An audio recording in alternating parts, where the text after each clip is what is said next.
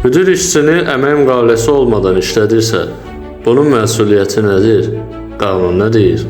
İnzibati Xətalar Məcəlləsinin 192.1-ci maddəsinə əsasən, əmək müqaviləsi olmadan fiziki şəxslərin hər hansı işlərin yerinə yetirilməsinə, cəlb edilməsinə görə işə götürən fiziki şəxslər 1000 manatdan 2000 manata dək məbləğdə, vəzifəli şəxslər 3000 manatdan 5000 manata dək məbləğdə, hüquqi şəxslər 20000 manatdan 25000 manata dək məbləğdə cərimə edilir.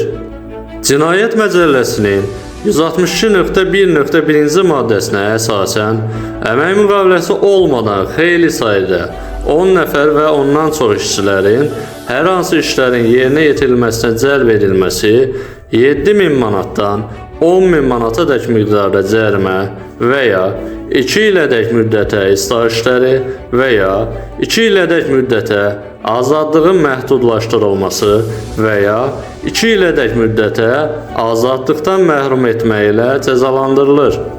Cinayət Məcəlləsinin 162.1.2-ci maddəsinə əsasən, eyni əməli təkrar törədən şəxslər 3 ilədək müddətə azadlığın məhdudlaşdırılması və ya 3 ildən 7 ilədək müddətə azadlıqdan məhrum etmə ilə cəzalandırılır.